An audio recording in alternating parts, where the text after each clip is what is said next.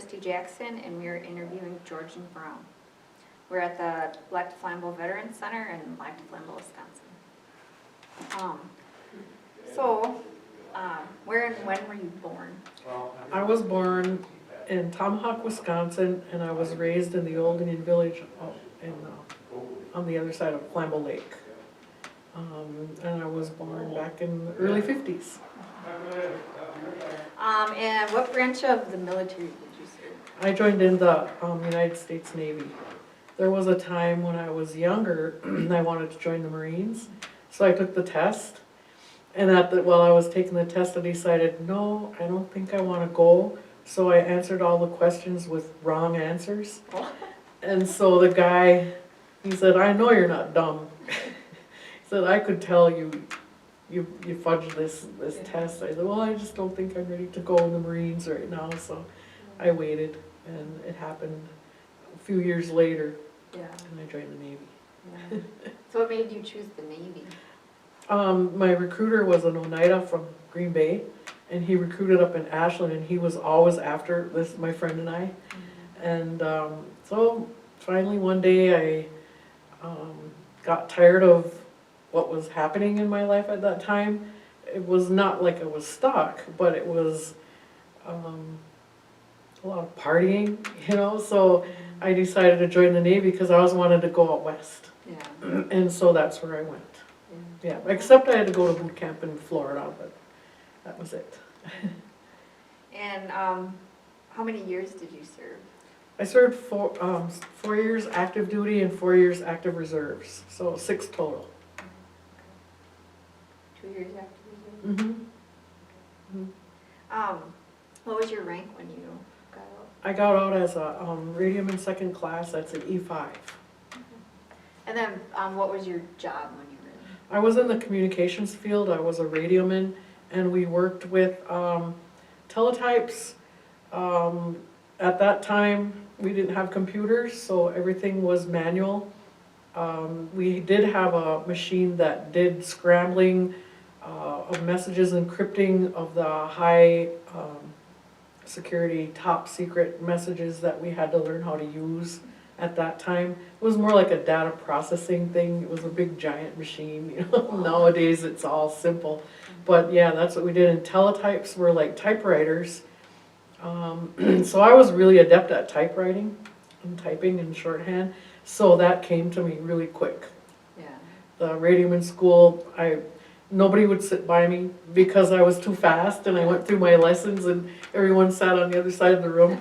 So I finished that teletype school, radioman A school, pretty quickly, and so then I got advanced to the what we call Diddy Dot It school, where we learned Morse code, and that also came really quick. So that was, and then I was going to go to the advanced Morse code, but then I got orders, so I had to leave. Oh. What do you remember when you were in basic training? What do you remember about the first couple days you were there? The first couple days, just no sleep, yelling and shouting by the DIs, and just a bunch of women bumping into each other, trying to figure out which way to go. First couple days were just, all I remember is, just having everyone hollering at you, telling you where to go. When you were done with basic training, how did you feel? Oh, I was really, felt like I really accomplished something that I hadn't done before. And while I was in boot camp, I volunteered to be a part of the women's drill team. So that got me out of galley duty and some other things, but being on that drill team was not easy either, because we did extra exercise and close order marching drills on the field. And I really enjoyed doing that. That was something that's right up my alley. And how were the instructors? The drill instructors were, now that I look back on it, they were very well trained to train a group of women like us. And they were, one of them was a little not as tough as the main one. Her name was, she was a first class petty officer Tissett. And the other one was an ensign, Ensign Rawls. She was short and small, kind of meek. But our company had difficulties, so we marched around the gridiron with our banners rolled up. Yeah. A good deal of time. And then after you got out, did you serve in any wars? No, I didn't serve in any wars. Vietnam was over by then. But we did serve during the Iranian crisis, which lasted for a couple of years. So our communications staff was always on alert. For ship traffic, submarine traffic that went by the coast where we were. So we were on alert all the time too, even though we were considered peacetime. Yeah. And that crisis at that time was pretty harrowing because a lot of the ships at sea had to spend more days out there than they normally would have on a tour. Yeah. So I have a lot of letters yet from a couple of the guys here who were out there at sea for those long days, months, I should say.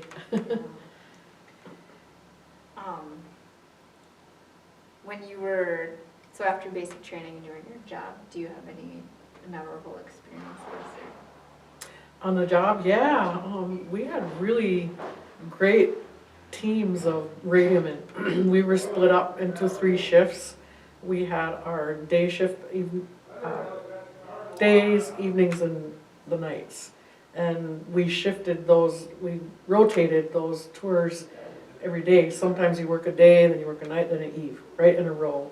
Or we do like 2 days, 2 nights, 2 eves, 6 days, and then get 3 days off. So it changed all the time. They always kept us on our toes as far as shift work.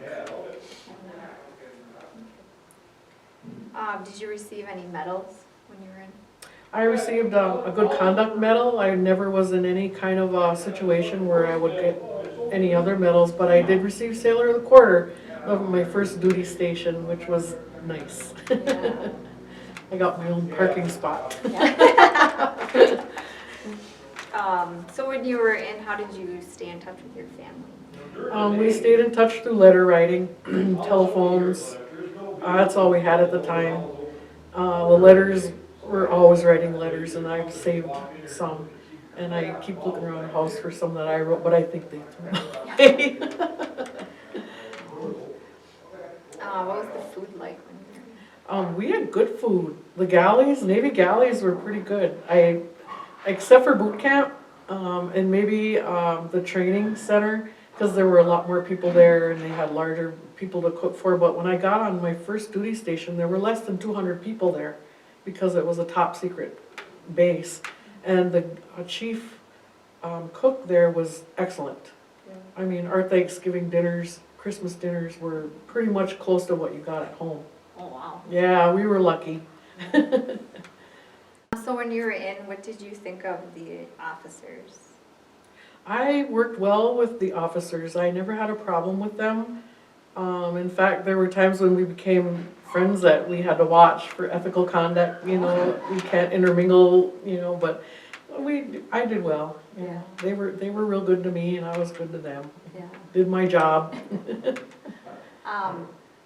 What countries did you visit when you were? I didn't visit any countries, but I went to a far remote location out on the Aleutian Islands called Adak, Alaska. Yeah. We were closer to Russia than we were to Alaska. I mean, we were in Alaska, but to Anchorage, I should say, the mainland. Oh, wow. So we were quite a ways out there. There was one more outpost beyond ours. It was an Air Force base called Shemya. And I flew out there once. It was so small, I didn't think we were going to land on land. Yeah. When you came back home, what was the first thing when you came back home? When I came home, I just went right to my folks' house. And then I flew back out to California to see friends.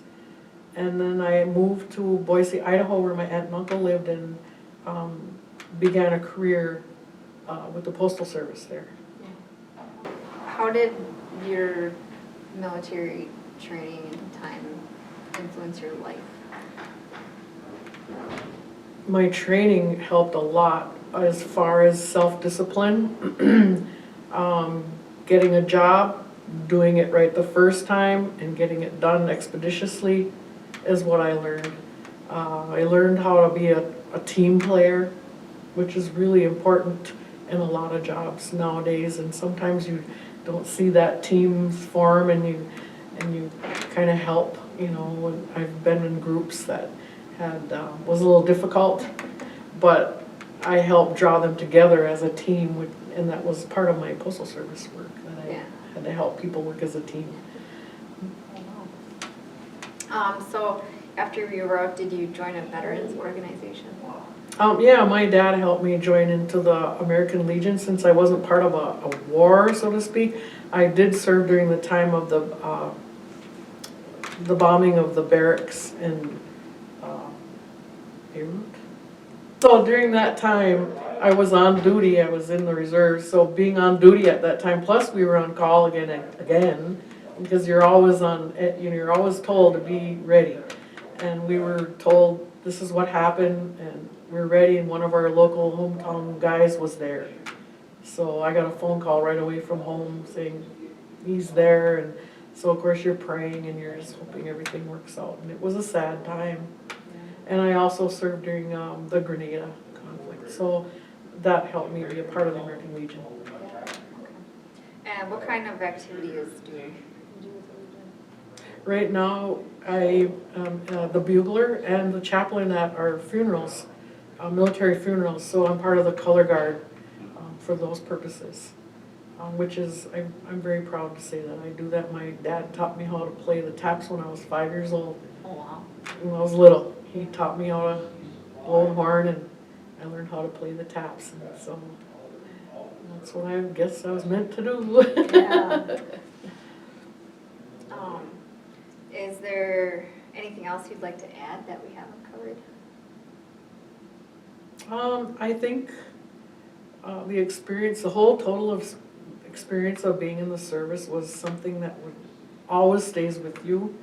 The people that you were with at those times stationed with have become like family. They're brothers and sisters in arms, and they still are. And now that I'm a veteran, helping veterans, that's what I think of it all as veterans helping veterans and helping our servicemen too.